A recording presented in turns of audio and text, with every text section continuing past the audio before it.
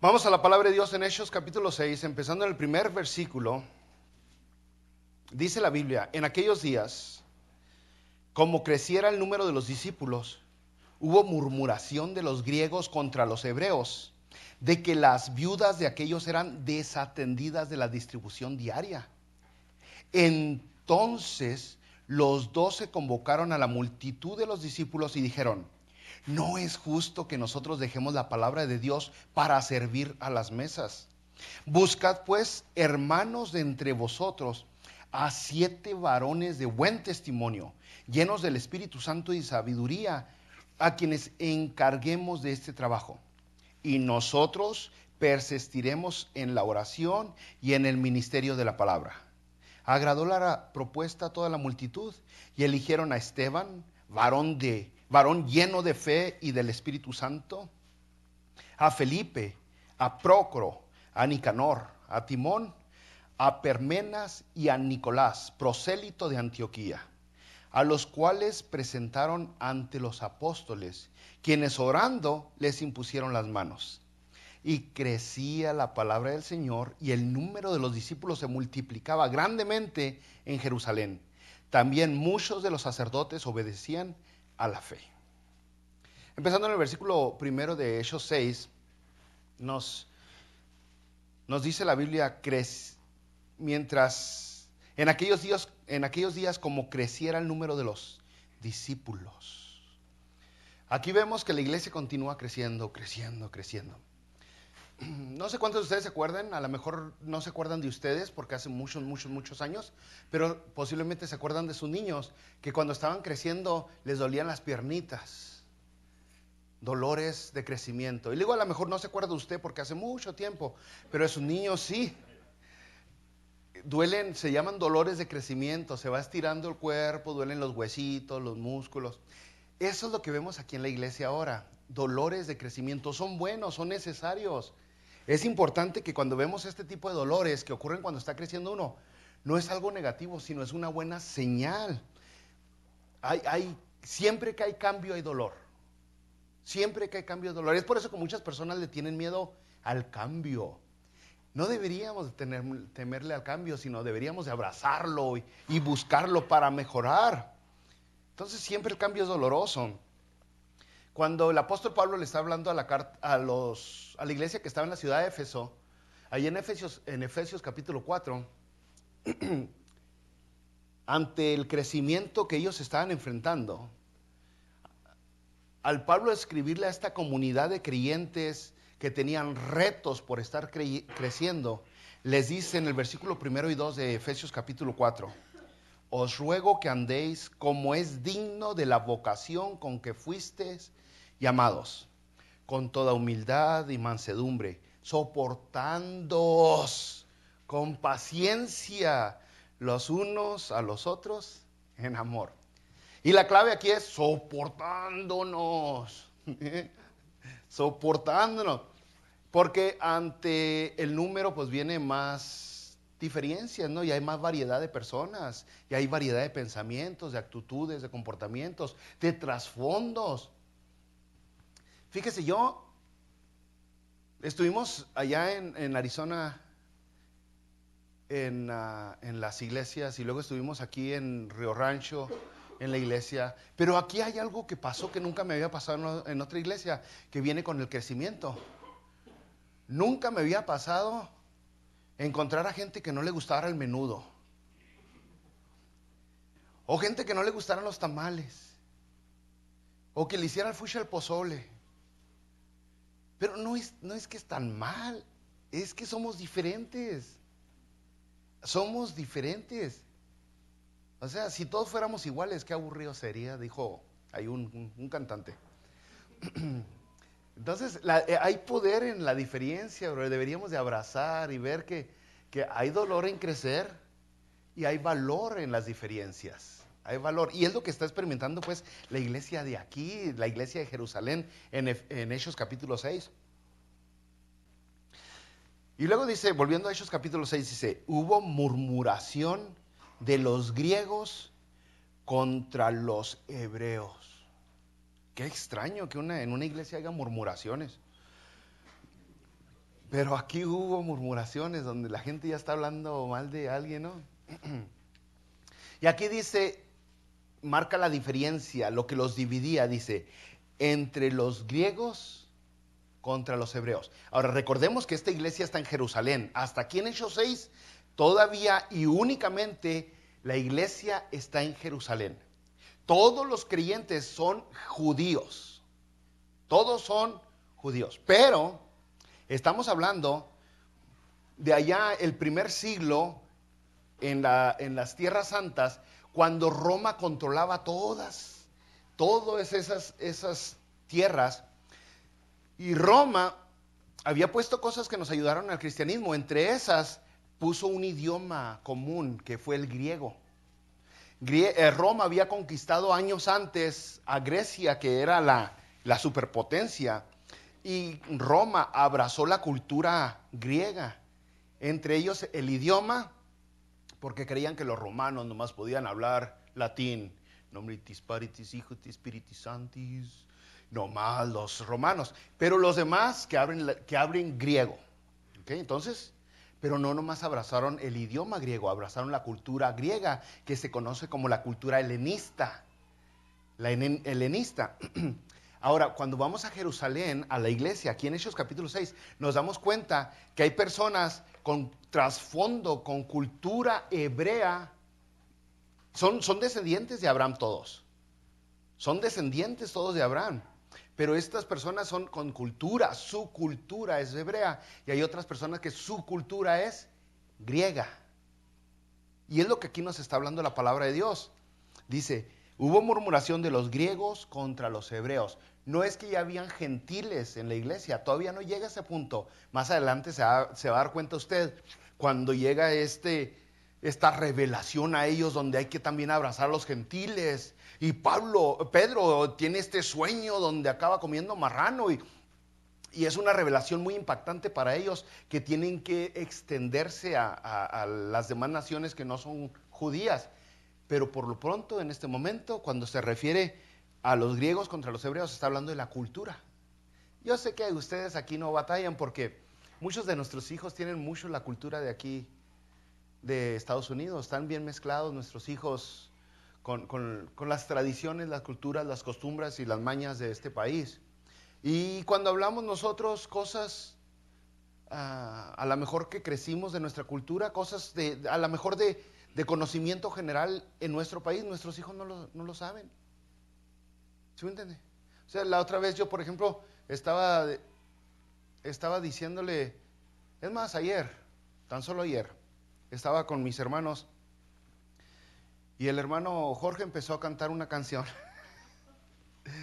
que a lo mejor los que crecieron aquí no se la saben, y hicimos camarón pelado, yo quiero camarón pelado. Camarón pelado, yo quiero, ¿con qué era? Ah, sí se la saben ya, pero a ver cuántos de sus hijos se la saben. Entonces, y yo le estoy diciendo cosas así muy sin chiste, ¿no? Hay veces que la cultura está más impregnada de nuestros hijos americana que la de nosotros.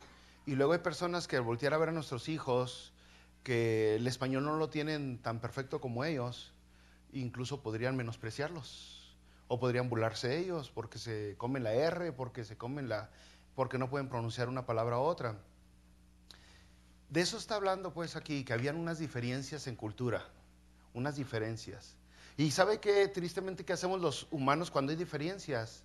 Separamos a los que son diferentes a nosotros. Los separamos. Entonces aquí viene un reto y una oportunidad para la iglesia en Hechos capítulo 6. Un reto y una oportunidad, porque el reto es, ¿qué vas a hacer, Pedro? ¿Vas a terminar haciendo 2 iglesias?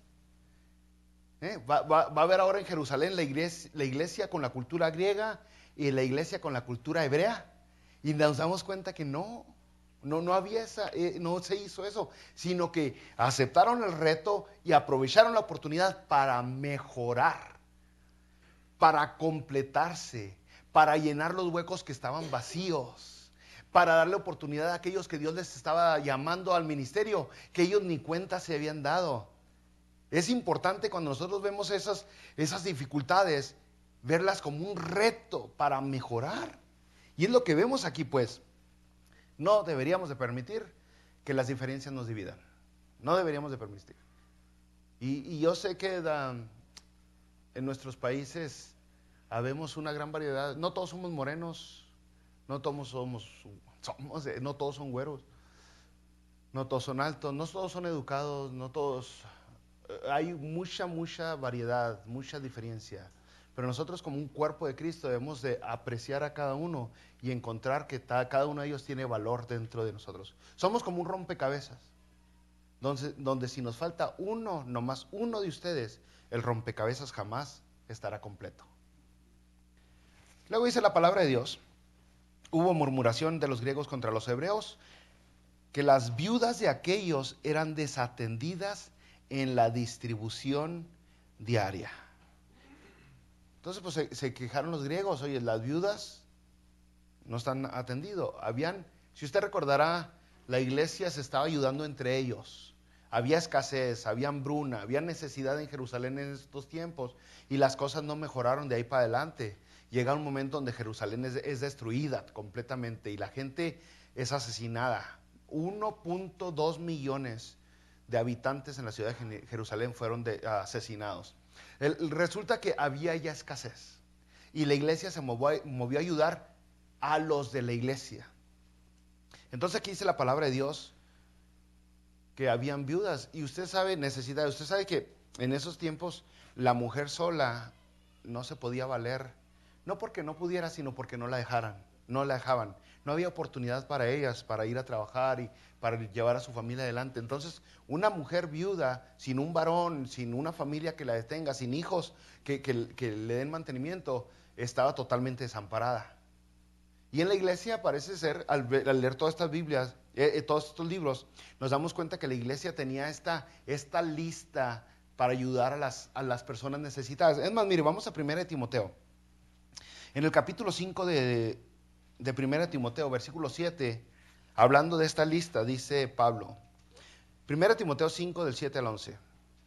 Sea puesta en la lista solo la viuda no menor de 60 años.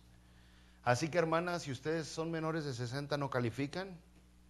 Dice, sea puesta en la lista la viuda no menor de 60 años, que haya sido esposa de un solo marido, que tenga testimonio de buenas obras, si ha criado hijos, si ha practicado la hospitalidad, si ha lavado los pies de los santos, si ha socorrido a los afligidos, si ha practicado toda buena obra, pero viudas más jóvenes no admitas, porque cuando impulsadas por sus deseos se rebelan contra Cristo, quieren casarse.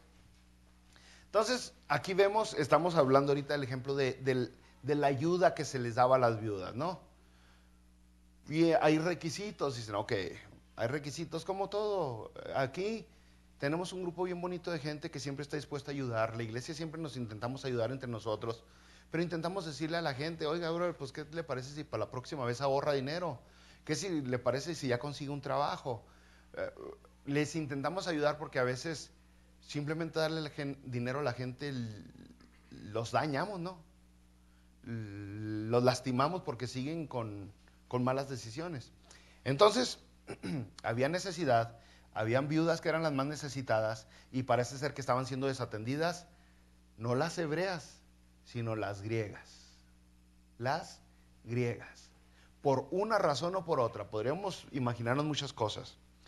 Pero luego dice, volviendo a la cita en Hechos 6, los 12 convocaron a la multitud. Uy, ¿quiénes son los 12, hermanos? Los apóstoles, los líderes, los pastores de ese lugar. Y dicen los apóstoles, no es justo que nosotros dejemos la palabra de Dios. Los apóstoles escuchan la queja, estas personas no se les está ayudando. Y dicen los apóstoles, no es justo que nosotros dejemos la palabra de Dios por servir mesas. Aquí hay que entender, brother, otra vez, yo le dije, esto es como un rompecabezas, donde cada uno tiene su pieza, donde cada uno es una pieza y tiene que ir en su lugar y tiene que cumplir con su función. Pero lo primero que dicen los apóstoles es, nosotros no podemos desatender, de cuidar de practicar la palabra de Dios. Ese es nuestro trabajo principal, es la prioridad. Y brothers, uy, que si se ha dejado la palabra de Dios en nuestros tiempos en las iglesias. Se ha dejado la palabra de Dios por buscar palabra de motivación, por buscar palabras de sabiduría y de filosofía humana, por entretenimiento. Se ha dejado la palabra de Dios para darle a la gente pan y ropa y zapatos. Se ha dejado la palabra de Dios por muchas razones, para hacer ayuda social. Y es muy peligroso porque es lo único que nos va a salvar, la palabra de Dios. La palabra de Dios es en realidad lo máximo que Dios nos dejó. Allí en 2 de Timoteo, en el capítulo 3, versículos 16 y 17, dice: toda escritura es inspirada por Dios. Cuando dice inspirada por Dios, esa palabra inspirada es la misma palabra de respirada. La sopló Dios. Toda escritura es soplada por Dios y útil para enseñar. Así empieza. Para redarguir, para corregir, para instruir en justicia, a fin de que el hombre de Dios sea perfecto, perfecto, enteramente preparado para toda buena obra. Pero las buenas obras no empiezan antes que la palabra de Dios, empiezan después de la palabra de Dios. Después de la palabra de Dios. Y nosotros vamos a la Biblia y nos damos cuenta qué tan grande énfasis le hace la Biblia a la misma Biblia. O sea, son tantos los versículos que vamos a hallar en la Biblia que nos recuerdan que la palabra de Dios es de los tesoros más grandes, si no es que el más grande que tenemos. En Salmo 119, versículo 11 dice: en mi corazón he guardado tus dichos para no pecar contra ti. En Salmo 119, 105 dice la Biblia: lámpara es a mis pies tu palabra y lumbrera mi camino. El Señor Jesucristo le dijo al chamuco en Mateo 4: no solo de pan vivirá el hombre, sino de toda, no de una cuanta, dice de toda palabra que sale de la boca de Dios. En Romanos 10, 17 dice que la fe viene por el oír y el oír la palabra de Dios. Tantos versículos, tanto, es mucho lo que la misma Biblia nos habla de ella misma. Hebreos 4:12 dice que la palabra de Dios es viva y eficaz y más que cortante que toda espada de dos filos. Y corta, ¿qué corta? Sí, a esa terminal dice el alma, el espíritu, las coyunturas, los tuétanos, y discierne los pensamientos y las intenciones del corazón. La palabra de Dios es excelente. Por eso Jehová, con tan poca revelación, pero muy valiosa que le había dado Josué, le dijo Dios a Josué en el capítulo 1 de Josué, versículo 8: nunca se apartará de tu boca este libro de la ley. Nunca. Así de valiosa es la palabra de Dios. En Efesios capítulo 6, versículo 17, dice que la espada del Espíritu es la palabra de Dios. La espada del Espíritu. Y podemos seguirle buscando y nos damos cuenta qué tan asombrosa, qué tan maravillosa, qué tanta atención, qué tanto énfasis le hace la palabra, la misma palabra de Dios. Y vamos nosotros a lo que dijo Jesucristo, lo que dijo Pedro, lo que dijo Pablo, lo que dijeron todos los caracteres, los personajes del Nuevo Testamento, y citan a la misma palabra. Ellos mismos citan la palabra de Dios. Es por eso que nosotros debemos entender: pueden faltar muchas cosas en la iglesia, pero no puede faltar la palabra de Dios. Podemos sacrificar muchas cosas en la iglesia, pero jamás podemos sacrificar la palabra de Dios. Jamás.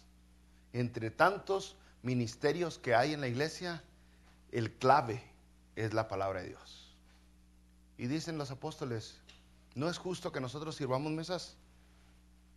Porque vamos a desatender la palabra de Dios para servir mesas. No. O sea, no se van a morir de hambre. Pero cuando se lleguen a morir, van a ir a un lugar bien feo. Van a ir a un lugar bien gacho. ¿Cómo se llama ese lugar? Dile, usted sí sabe. Resulta que cuando los apóstoles están diciendo no es justo que nosotros hagamos aquello y dejemos de hacer esto, otra vez le están haciendo énfasis en que cada uno de nosotros tenemos una función dentro del cuerpo de Cristo. Y eso es lo que la Biblia hace. Cada uno es llamado con un propósito. Por eso es usted diferente a las demás personas. Fíjese ahí en 1 Corintios capítulo 12, un versículo que nos habla mucho del cuerpo de Cristo y los dones espirituales, las habilidades que cada uno de nosotros tiene. Dice así, empezando en el versículo 4, nomás le voy a leer tantito. 1 Corintios 12, 4. Ahora bien, hay diversidad de dones, pero el Espíritu es el mismo. Y hay diversidad de ministerios, pero el Señor es el mismo. Y hay diversidad de operaciones, pero Dios que hace todas las cosas en todos es el mismo. Pero a cada uno le es dada manifestación del Espíritu para provecho, porque a esta es dada por el Espíritu palabra de sabiduría, es dada por el Espíritu palabra de sabiduría, a otro palabra de ciencia, según el mismo Espíritu, y así sigue hablando de dones y llamados que Dios da en el cuerpo de Cristo. Y en el versículo 20 dice, si todo el cuerpo fuese ojo, ¿dónde estaría el oído? Si todo fuese oído, ¿dónde estaría el olfato? Y la verdad, Pablo está siendo bien sarcástico para aquellos que piensan que no hay sarcasmo aquí en la Biblia. Dice, si todo fuese oído, ¿dónde estaría el olfato? Mas ahora Dios ha colocado los miembros, cada uno de ellos en el cuerpo como Él quiso. Porque si todos fueran un solo miembro, ¿dónde estaría el cuerpo? Pero ahora son muchos los miembros, pero el cuerpo es uno solo. Ahora entendemos por qué los apóstoles dijeron, no es justo que nosotros dejemos la palabra de Dios para servir las mesas. Porque es muy fácil distraerse con otras cosas secundarias al llamado que Dios le dio. Es muy fácil perderle la atención. Es muy fácil empezar a preocuparse por de qué color vamos a pintar la iglesia y qué luces vamos a poner. Y se nos olvida que lo principal, lo que salva vidas, es la palabra de Dios. Y no nomás eso, se nos olvida que hay personas para dar el mensaje y hay personas para otras áreas en la iglesia. Cuando usted empieza a ver los dones espirituales que están en Romanos 12 y en 1 Corintios 12 en bulto, usted se da cuenta que hay dones de administración, dones de hospitalidad, dones de sabiduría, un montonal de dones, un montonal de dones. O sea, mire, una de las cosas que se ha visto claro en las iglesias donde no se pone a la gente en el lugar que va, es por ejemplo cuando se pone de tesorero o de tesorera alguien que no tiene el don de administración. Y luego tiene el don de tranza. Todavía poquito peor. Se le hace daño. Pero ahí es donde entendemos que una de las cosas que yo siempre, desde que comenzamos a pastorear aquí, que siempre me he intentado evitar es ser pastor tesorero. Porque eso nos lleva a malos lugares, brothers. Pastor tesorero. No, hombre, y debido a evitar ser pastor tesorero, hemos tenido que recurrir a diferentes personas que nos ayuden con la tesorería. Porque usted dice, el pastor puede ser el pastor y el cantante, el pastor puede ser el pastor y el de limpieza, todo eso lo hemos hecho, ¿no? Puede ser el pastor y el constructor, puede ser el pastor y el que cuida a los niños, y el pastor y el líder de jóvenes, pero pastor y tesorero entendemos qué tanto daño se hace a la iglesia. De igual manera se le hace daño que el pastor haga todo, que el pastor haga todo. Cuando aconsejo a otros pastores, uno de los consejos que yo les doy a los pastores es dedíquele más tiempo al estudio de la palabra de Dios y a la oración que a visitar, que a visitar. Hicieron unas encuestas en nuestros pastores hispanos y por ahí la tengo. Me puedo equivocar en los números, pero es algo así como que los pastores que le dedican 40 horas o más a la semana a visitar tienen miembros muy inmaduros y una congregación débil. Los pastores que le dedican 40 horas más o más al estudio de la palabra de Dios tienen una congregación fuerte y madura y grande, por lo general, al menos que anden con el emocionalismo y eso. Nuestros pastores hispanos le dedican mucho tiempo a visitar, a andar de babysitters, ¿no? De niñeras. Ay, hermano, ¿por qué no fue a la iglesia? Acuérdese que lo amo, que lo extraño, que lo quiero. Ay, se le encajó una astilla en el dedo. Venga, yo le he ido mucho babysittear, ¿no? ¿Cómo se diría eso? Niñerear. Y cuando llega el momento de impartir la palabra, damos una palabra muy repetitiva, muy por encima, sin preparación. Una palabra que, si siendo muy positivos, siempre es leche. Siempre es leche, siempre es leche, siempre es leche, siempre es leche para los niños. Y si usted nunca le hubieran dado frijolitos, hubiera crecido así como está grandote. Puro Gerber. Ahora, puro Gerber, táquese. Ya hay Gerber sabor frijol, así que coma Gerber. Le hubiera faltado desarrollo, crecimiento, fuerza. Y es lo que muchas veces, tristemente, algunos pastores hacen: dan pura leche, pura leche, pura leche, pura leche, pura leche. Y luego se preguntan por qué no están maduros los miembros de la iglesia. Pues porque no les das carne nunca. Ya aviéntales un montón de frijoles bien machucados para que los digieran, ya después se los avientas entero con unos pedacitos de chile jalapeño así picadito y quesito por encima y unos trocitos de tomate. Con tocino, con tocinito. El asunto es de que, a lo que voy, es de que el pastor está para enseñar la palabra de Dios. ¿Cómo alimenta el pastor a las ovejas, el pastor de una iglesia a las ovejas? Con la palabra de Dios. ¿Cómo protege el pastor a las ovejas? Con la palabra de Dios. ¿Cómo guía el pastor a las ovejas? Con la palabra de Dios. Es la palabra de Dios la herramienta, el arma indispensable que el pastor tiene, que el líder de la iglesia tiene para guiar, para cuidar y para proteger a sus ovejas. Y si empieza a usar otras herramientas fuera de esa, no van a ser ni siquiera un poquito efectivas como la palabra de Dios. Es la Biblia la razón por la cual hay predicadores. Entonces, ellos dicen, ¿no? Es fácil distraerse, no. Ustedes busquen, dice, volviendo a la cita, versículo 3, Hechos 6. Buscad pues, hermanos, de entre vosotros a 7 varones de buen testimonio, llenos del Espíritu Santo y de sabiduría, a quienes encarguemos de este trabajo. Bueno, aquí está el rollo, ¿no? Hay una necesidad, es obvia. ¿Por eso la van a hacer los apóstoles? No. Ponen directiva, dentro de la misma iglesia, dentro de ustedes mismos, busquen a 7 personas. De aquí va a salir la respuesta. No vamos a ir a otra ciudad a traer a otro brother para que venga aquí. De aquí tiene que salir el crecimiento. Busquen a 7 personas, pero aquí es donde usted entra. Por una o dos razones. Usted podría ser una de esas 7 personas que va a ser elegida. O usted es la que dice a este o aquel o aquel.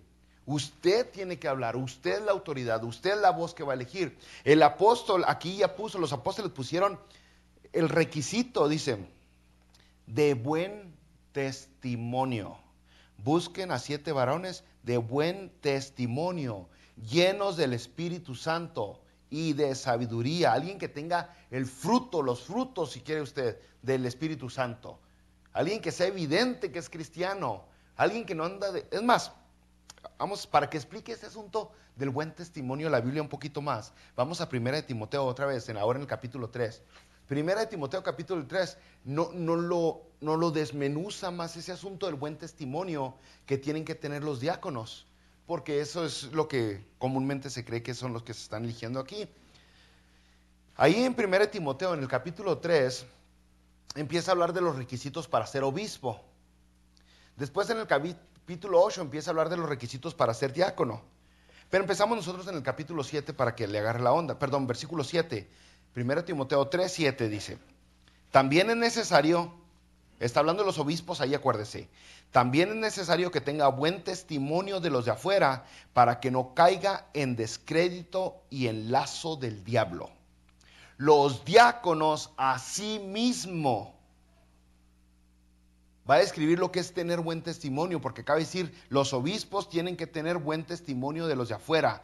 Dice, los diáconos asimismo deben ser, ahí lo va a desmenuzar el buen testimonio, deben ser honestos, sin doblez, no dados a mucho vino, no codiciosos de ganancias deshonestas, que guarden el misterio de la fe con limpia conciencia. Y usted puede seguir viendo los requisitos de los diáconos y los obispos. Pero si se fija, el buen testimonio está bien claro que es buen testimonio. Pues empezando con honestidad, que sean honestos.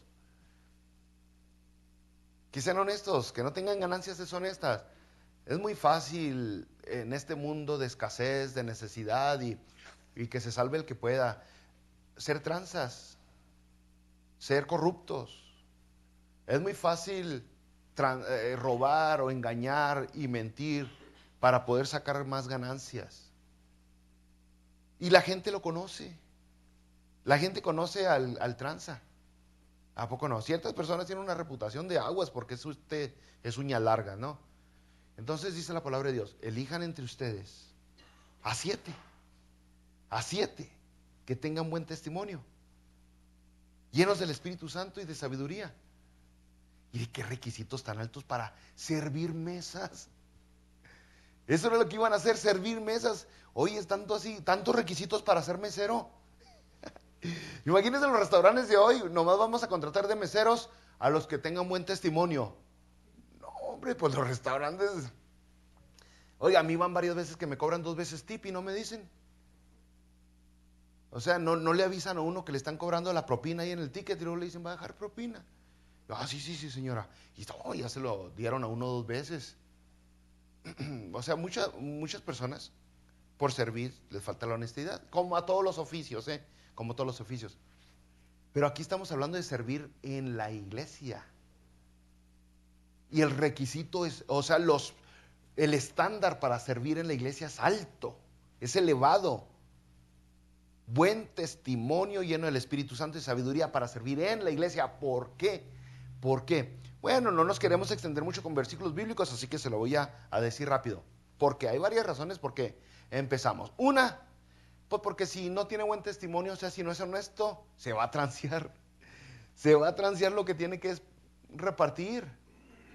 Se va a transear todo, ¿no? Yo me acuerdo allá en México que algunos brothers trabajaban en las maquilas, poniendo tape a los arneses. No sé cuántos de ustedes saben eso, ¿no? A los cables, alambres de carro le ponían tape. Y en su casa había mucho tape, en la casa de ellos. ¿Sí me entienden? O sea, cinta adhesiva. Había mucha cinta adhesiva, porque pues se la traían del trabajo, ¿no? Entonces es lo mismo que pasaría. Agarramos a alguien que no es honesto, no tiene buen testimonio, lógicamente, pues se va a estar robando el pollo y los tomates y lo que sea que van a repartir. Porque le falta integridad a la persona. ¿Sí? Pero luego, número 2, la iglesia va a estar lastimada. ¿Qué es lo primero que dicen? Las iglesias están llenas de hipócritas. Hipócritas. Ahí a esa iglesia va un pastor que hace jales y no, hombre, es bien tranza. O sea, ya se lastimó el cuerpo de Cristo, ya se levantaron malas palabras para hablar mal del cuerpo de Cristo, ya se le dio cabida al Satanás, ya se le dio lugar para quitarle valor, importancia, autoridad a la iglesia por el mal testimonio de las personas que están sirviendo. Y ahorita reconocemos que hay personas que no vienen a la iglesia porque viene alguien que tiene mal testimonio. Y dice, yo no quiero ir a ese lugar donde va esa persona por el mal testimonio que tienen. Ahora no estamos hablando de ser perfectos porque varios de nosotros la hemos regado, todos nosotros la hemos regado y algunos la hemos regado bien feo. El mal testimonio no es donde la regó una vez, es donde a través de los años persevera en esa actitud de rebeldía, esa actitud de corrupción, de adulterio, de robo, de engaño, constantemente a través de los años, persiste, persiste, persiste, persiste. Por eso Gálatas en el capítulo 5 dice, y los que practican tales cosas no heredarán el reino de los cielos. Y lo dice, los que practican, no lo que lo hicieron, no lo que se les bota, se les chispa, no, los que practican, lo hacen y lo hacen y lo hacen y lo hacen y lo hacen. Entonces, es importante entender, ¿no? También podría ser injusto una persona que no tiene el Espíritu Santo, podría darle más comida a uno que a otro, podría inclinarse más hacia un lado que otro, el que me cae bien, mi compa, la viejita aquella, me gusta, así que le doy 2 platos de comida y esta me cae gorda, pues nomás le doy un poquito. Tiene que haber amor por la gente para servir. Por eso dice del Espíritu Santo. Cuando hablamos del Espíritu Santo, recordamos en Gálatas 5, el fruto del Espíritu empieza con amor. Entonces, ya, si usted va a servir en la iglesia, asegúrese de tener amor. Y si tiene amor por Dios, tiene amor por la gente. No se pueden separar las dos. Entonces, una persona que va a repartir comida y tiene amor, tiene compasión, le importan las almas. Y es lo mismo para cualquier otro ministerio. El amor es esencial para servir. Sin amor, pues mejor no, ¿para qué nos hacemos locos? Volvamos a la cita, brothers. Hechos 6:4 dice, y nosotros persistiremos en la oración y en el ministerio de la palabra. Nosotros vamos a seguir orando, teniendo esta relación personal íntima con Dios. Vamos a hablarle y vamos a escuchar qué nos dicen en la palabra. Vamos a seguir impartiendo la palabra. Versículo 5 dice, agradó la propuesta a toda la multitud y eligieron a Esteban, varón lleno de fe y del Espíritu Santo. Fíjese cómo describe a Esteban. Este Esteban es un ejemplo que vamos a ver próximamente. Esteban, varón lleno de fe y del Espíritu Santo.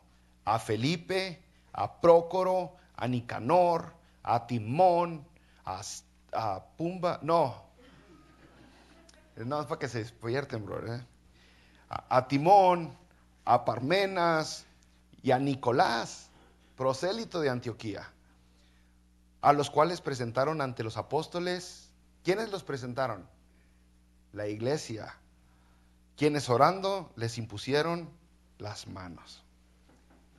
Hizo la iglesia su trabajo, brothers. Hizo la iglesia su trabajo. Observen, tómenlo con seriedad. Es una responsabilidad que se les está dando grande. No elijan a cualquiera. Llega un momento donde la palabra de Dios recomienda, no pongas las manos con ligereza sobre nadie. No participes de pecados ajenos. Cuando vamos a ordenar a alguien al ministerio, cuando vamos a ponerle las manos para darle la bienvenida al ministerio que Dios le dio y la iglesia confirma, tenemos que hacerlo con mucho cuidado. Porque mucho se ha lastimado la iglesia por estar ordenando a gente que no debería ser ordenada. Es por eso que es importante como salen los ministros. El ministro no es el siervo, el pastor, el obispo. No es que dice, de la nada se revela y sale y se hace su propia iglesia. Oye, ¿sí quién te impuso las manos? ¿Quién oró por ti? ¿Cuál iglesia te reconoció? ¿Cuál cantidad de gente dijo, este brother hay que apartarlo para el ministerio? Nadie, tú solo te nombraste y ya hiciste tu grupo de gente y te crees pastor. No, tiene que haber gente que confirma que Dios te está dando un llamado. Tiene que haber gente que lo hace. Por eso se ha lastimado mucho el cristianismo, por tanto rebelde que no se quiere someter a la iglesia, al pastor, y de repente dicen, yo solo me la aviento. Y luego de repente ya tienen un grupo de rebeldes y les empieza a dar pura leche, o les empieza a dar pura palabra motivacional, o puras cosas fictiosas, puras cosas místicas, porque a la gente le gusta eso. Resulta que, como la palabra de Dios lo pone, es la iglesia elige a personas de buen testimonio y los líderes confirman, ponen las manos sobre ellos, les dan la bienvenida al ministerio. Es importante. Entonces, ahí está su rol. ¿Dónde estoy yo? Dices, ¿de dónde estoy? Pues usted es parte de esta iglesia. Y sin usted esta iglesia no puede estar completa. Si Dios lo puso aquí, es parte de esta iglesia. Entonces, ya sea que usted sea uno de los que ¿Le tenemos que poner las manos para orar por usted? Para darle la bienvenida al ministerio. ¿O es una de las personas que tiene que ayudarnos a confirmar a las otras personas? Donde sea, ahí está usted.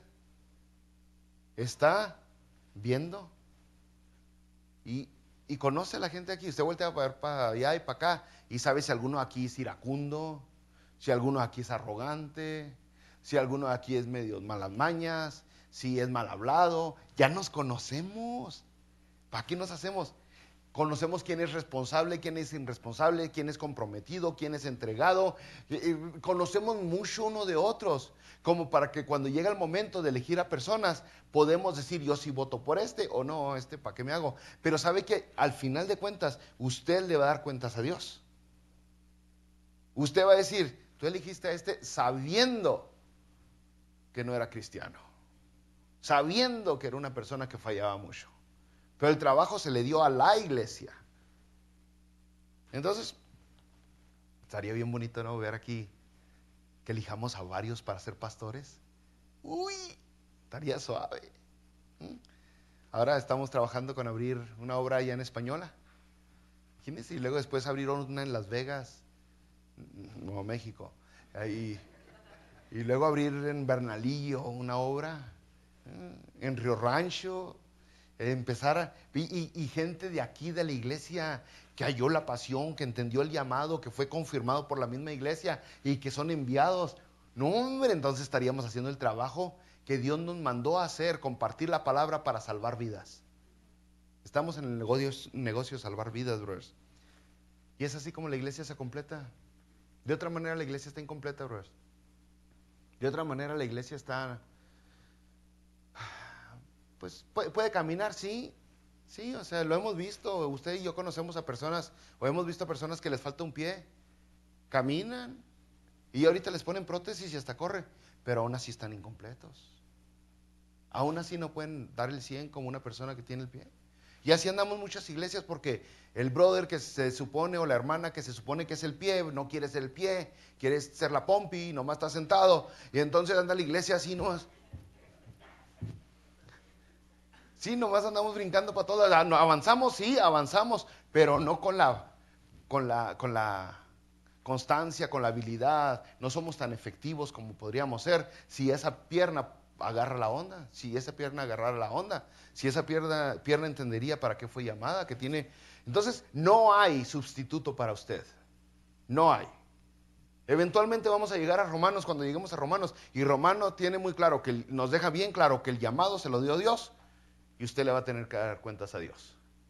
Pero no hay momento, no hay manera de quitarse el llamado. Llega el momento donde Dios le dice, ok, ¿qué hiciste con lo que te di, con los dones que te di? Ay, pues los enterré porque me dio miedo. Vente, chiquitito. ¿A dónde?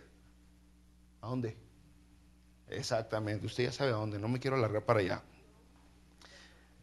Entonces, vimos un problema en la iglesia, brother, en la iglesia de Jerusalén, un problema que se convirtió en una oportunidad para crecer. No vimos, ay, qué dificultades, ahora qué hacemos, y nos hicimos garras. No, Dios los guió. Y ya no fueron 12 nomás los líderes. ¿Ahora cuántos fueron? Matemáticas, 12 más 7. 19. Y ya 19 líderes. Aquí hace un tiempo atrás, algunos años, estábamos mi esposa y yo, y estaba hermana Luli, hermano Rubén, estaba Martín y Erika, y les dije, sería bonito que hubieran otras parejas con nosotros, ¿no? Como líderes de la iglesia, que se unieran a trabajar para crecer esto. Y ahorita hoy es la sesión de negocios, y si usted se queda va a ver que ya somos más de los que eran cuando ya estaba Rubén y Luli. Y si usted volviera aquí cuando era hace 10 años atrás, pues nomás éramos mi esposa y yo y mis 2 hijos, ¿no? Y el caso es de que lo que queremos es crecer. Y la manera de crecer no es acaparando todo. Yo soy el pastor, mírenme, mírenme. No. Mi puesto, mi lugar, y cada quien su lugar, su piececita. Y si alguna vez Dios quiere llevarse a alguno de aquí para funcionar en otro rompecabezas, que así sea. Pero Dios va a mandar el sustituto para que no se quede incompleta la iglesia. La iglesia, Dios siempre da todos los dones para que funcione, para que trabaje, para que haga su jale como lo tiene que hacer. Así que si ahorita esta iglesia está así, posiblemente es porque usted no está haciendo su jale. Posiblemente. Pero otra vez, no le estoy diciendo que haga el jale de otra persona, porque pedirle a usted que predique si no tiene el llamado a predicar es lo mismo que le pidieron a los apóstoles que hicieran. Es encontrar su lugar. A lo mejor usted no fue llamado para predicar, ni para dar clases, ni para aspirar a la iglesia. A lo mejor no fue llamado usted para cuidar a los niños, no fue llamado usted para ser ujier, pero tiene que hallar para dónde. A lo mejor usted fue llamado para cantar, para tocar algún instrumento, para tocar puertas, visitar casas, para hacer inspiración en su trabajo. Para algo fue llamado. Es tan grande el ministerio y tenemos que abarcar todo el mundo que usted tiene que ponerse a mano con Dios y permitir que Dios lo dirija y que lo use donde Dios lo quiere usar. Aquí hay muchas personas que no han tenido puesto en esta iglesia, que no tienen puesto en esta iglesia, pero han hecho que esta iglesia crezca. Han hecho que esta iglesia crezca, porque han hecho su función o la función que Dios les ha dado al traer a gente, invitar del trabajo a personas aquí, a invitar amigos aquí. Y esas personas que invitaron les vieron pues muy posiblemente buen testimonio, como para decir, no, pues sí voy a donde me está invitando esta persona. Pero se fija, hizo su trabajo, ayudó que el cuerpo de Dios creciera. Al dar buen testimonio en su trabajo, invitar a alguien que viniera cuando vio la oportunidad y la cosa siguió creciendo. El asunto es que tenemos que hallar nuestro lugar. Pero cuando vienen los problemas, brothers, es porque Dios quiere que crezcamos. Vamos a terminar el versículo 7, aquí en Hechos 6. Y crecía la palabra del Señor. ¿Qué crecía? La palabra del Señor. Quiere decir que habían más personas predicando. Fíjese, crecía la palabra del Señor y el número de los discípulos se multiplicaba grandemente en Jerusalén. También muchos de los sacerdotes obedecían a la fe. Es que cuando la iglesia está completa, brother, la cosa crece. Ya no hay para otro lado, para dónde avanzar más que para arriba, crecer y crecer. Mientras más comprometidos, más efectivos. ¿Crecer de qué se trata de crecer? ¿Sabe qué? Ya para terminar, ahora sí mire. La idea no es crecer como grupo local. Ese no es el énfasis. El énfasis no es que esta iglesia llegue a tantos cientos. La idea es que las personas lleguen al reino de Dios. La idea es crecer el reino de Dios. Que crezca las personas que entran a la salvación, que heredan la salvación. Ese es el propósito por el cual estamos aquí. De eso se trata, de salvar vidas. Y entonces tenemos dos funciones. Una, desarrollar líderes. Y otra, estar constantemente alcanzando personas para Cristo. El que viene a Jesucristo, ok, ahora ayudarlo a que se desarrolle en el discipulado. Y constantemente es el trabajo que a la misma vez está haciendo esto la iglesia. Crecer, pero no tanto crecer la iglesia local. Crecer el reino de Dios. Y si usted hace su jale, puede crecer. Lo que tenemos es algo muy precioso. Tenemos salvación, tenemos vida eterna, tenemos gozo, tenemos una vida con propósito, una vida entusiasmada. Estamos libres de rencor, de odio, de enojo, de ira, de celos, de avaricia. Todo eso se ha ido con Jesucristo en nuestro corazón. Son cosas bonitas que tenemos que ofrecerle a la gente. No nos lo podemos guardar para nosotros. Debemos de compartirlo.